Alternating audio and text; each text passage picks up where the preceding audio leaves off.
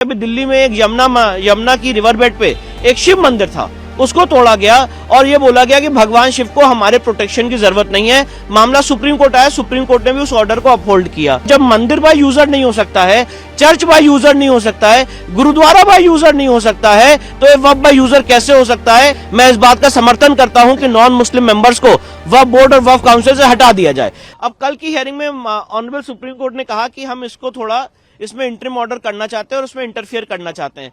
तो मेरा सबसे पहला कहना यह है कि सुप्रीम कोर्ट इस मामले की आर्टिकल 32 में डायरेक्ट सुनवाई नहीं कर सकता है, क्योंकि जब ऐसे ही मामले पहले सुप्रीम कोर्ट आए थे तो बोला गया था कि आप हाईकोर्ट जाइए। पिछले 7 साल से 120 याचिकाएं अलग अलग हाईकोर्ट में लंबित हैं और कोई इंटरिम ऑर्डर जब हमने वक्फ एक्ट 1995 को चुनौती दी थी तो नहीं किया गया है। तो ये एक बहुत ही रॉन्ग प्रेसिडेंट सेट करेगा। Point number 1।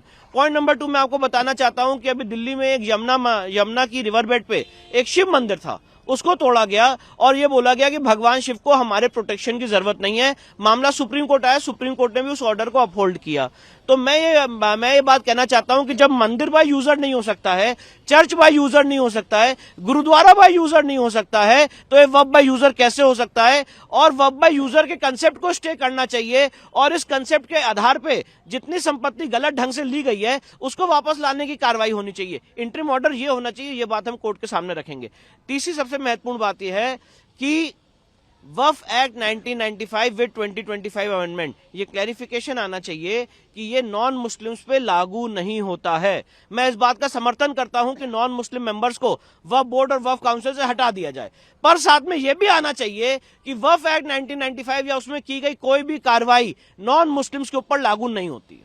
आप तो पूरा जो एक्ट है 1995 का उसे ही खत्म करने की कोर्ट से मांग कर रहे हैं। मैंने पूरा एक्ट खत्म करने की मांग नहीं की है। उस एक्ट में अभी भी जो प्रोविजंस हैं, जो रह गए हैं, जो गलत हैं, उसको खत्म करने की मांग की। फॉर एग्जांपल शामलद्दा, जो विलेज गांव समाज की संपत्ति मानी जाती है, उसको अभी तक नहीं हटाया गया, उसको खत्म करने की मांग की है।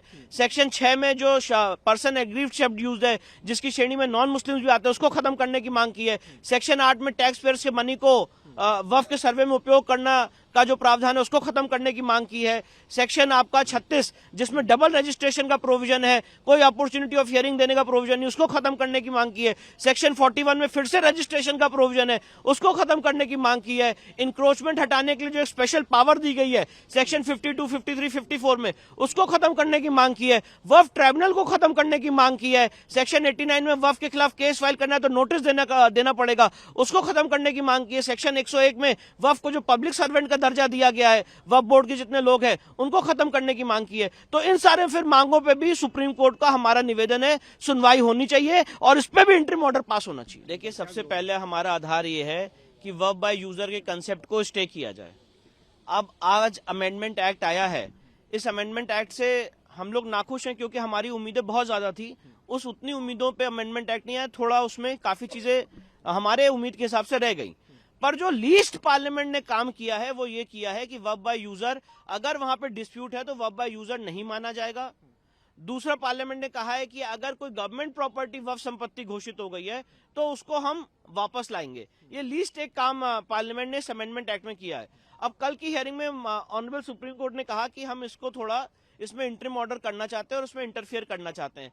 तो मेरा सबसे पहला कहना यह है कि सुप्रीम कोर्ट इस मामले की आर्टिकल 32 में डायरेक्ट सुनवाई नहीं कर सकता है, क्योंकि जब ऐसे ही मामले पहले सुप्रीम कोर्ट आए थे तो बोला गया था कि आप हाईकोर्ट जाइए। पिछले 7 साल से 120 याचिकाएं अलग अलग हाईकोर्ट में लंबित हैं और कोई इंटरिम ऑर्डर जब हमने वक्फ एक्ट 1995 को चुनौती दी थी तो नहीं किया गया है। तो ये एक बहुत ही रॉन्ग प्रेसिडेंट सेट करेगा। Point number 1।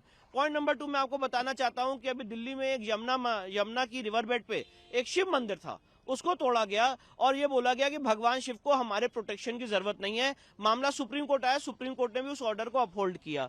तो मैं ये बात कहना चाहता हूं कि जब मंदिर बाय यूजर नहीं हो सकता है, चर्च बाय यूजर नहीं हो सकता है, गुरुद्वारा बाय यूजर नहीं हो सकता है, तो ये वक्फ बाय यूजर कैसे हो सकता है? और वक्फ बाय यूजर के कंसेप्ट को स्टे करना चाहिए और इस कंसेप्ट के आधार पे जितनी संपत्ति गलत ढंग से ली गई है उसको वापस लाने की कार्रवाई होनी चाहिए। इंटरिम ऑर्डर ये होना चाहिए, ये बात हम कोर्ट के सामने रखेंगे।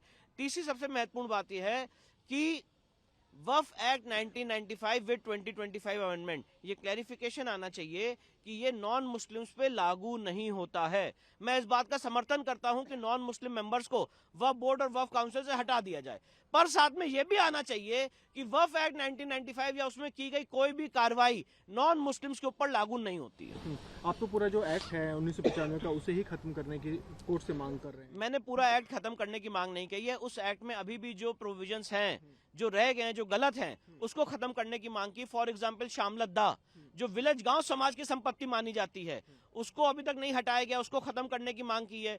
सेक्शन 6 में जो पर्सन एग्रीव्ड शब्द यूज है, जिसकी श्रेणी में नॉन मुस्लिम्स भी आते हैं, उसको खत्म करने की मांग की है। सेक्शन 8 में टैक्स पेयर्स के मनी को वक्फ के सर्वे में उपयोग करना का जो प्रावधान है, उसको खत्म करने की मांग की है। सेक्शन आपका 36, जिसमें डबल रजिस्ट्रेशन का प्रोविजन है, कोई अपॉर्चुनिटी ऑफ हियरिंग देने का प्रोविजन नहीं, उसको खत्म करने की मांग की है। सेक्शन 41 में फिर से रजिस्ट्रेशन का प्रोविजन है, उसको खत्म करने की मांग की है। इंक्रोचमेंट हटाने के लिए जो एक स्पेशल पावर दी गई है सेक्शन 52, 53, 54 में, उसको खत्म करने की मांग की है। वक्फ ट्राइब्यूनल को खत्म करने की मांग की है। सेक्शन 89 में वक्फ के खिलाफ केस फाइल करना है तो नोटिस देना पड़ेगा, उसको खत्म करने की मांग की है। सेक्शन 101 में वक्फ को जो पब्लिक सर्वेंट का दर्जा दिया गया है, वक्फ बोर्ड के जितने लोग हैं, उनको खत्म करने की मांग की है। तो इन सारे फिर मांगों पे भी सुप्रीम कोर्ट का हमारा निवेदन है, सुनवाई होनी चाहिए और इस पे भी इंटरिम ऑर्डर पास होना चाहिए। सर, कल भी सुप्रीम कोर्ट का रुख था कि एक इंटरिम आदेश जो है जारी कर दिया जाए, तो आज उसे रुकवाने के लिए आपकी क्या मुख्य दलील है? मेरा सबसे पहला कहना यह है कि जब हिंदू समाज का मंदिर तोड़ा जाता है,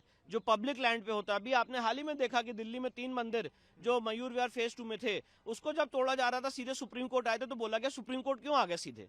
जब वक्फ को लेके हम सुप्रीम कोर्ट आए थे सीधे, तो बोला गया सुप्रीम कोर्ट सीधे क्यों आ गए। और 7 साल से पूरा समाज इस देश के अलग अलग हाईकोर्ट में स्ट्रगल कर रहा है। 140 से ज्यादा याचिकाएं देश के अलग अलग हाईकोर्ट में दायर हो चुकी हैं, आज तक कोई इंटरिम रिलीफ नहीं मिली है। तो क्या पैमाना है, क्या मापदंड है कि एक पक्ष सुप्रीम कोर्ट आता है और उसकी सुनवाई की जाती है और इंटरिम ऑर्डर देने के लिए एक बात की जाती है, तो ये कानून, यही चीज दूसरे पक्ष के लिए भी लागू होनी चाहिए। Point number 1। पॉइंट नंबर 2, मैं आपको बताना चाहता हूं कि अभी 4 राज्यों के जो एंडोमेंट एक्ट हैं, जिससे हिंदू मंदिर को टेक ओवर किया गया है, उन 4 राज्यों के एंडोमेंट एक्ट की सुनवाई पिछले 13 साल से सुप्रीम कोर्ट में चल रही थी और हाल ही में सुप्रीम कोर्ट ने फैसला दिया है, मैं ऑनरेबल जजेस का नाम नहीं लेना चाहता हूं, जिसमें सुप्रीम कोर्ट ने कहा कि सारे मैटर हाई कोर्ट में चले, हम यहां पे इसको क्यों सुने। तो जो ये एक बात है कि हम यहां पे डायरेक्टली इसको क्यों सुने, ये सवाल इस केस में क्यों नहीं पूछा जा रहा है, ये सारी बातें हम कोर्ट के सामने रखेंगे। तो क्या संभावना यह है कि जो रेलेवेंट हाई कोर्ट है उनके पास भेज दिया जाए? मेरा ये प्रपोजिशन है, मेरा ये सजेशन है कि सारे मामले एक हाई कोर्ट में भेज दिए जाएं और उसकी कॉन्स्टिट्यूशन बेंच बना दी जाए और उसकी 6 महीने के अंदर सुनवाई हो जाए।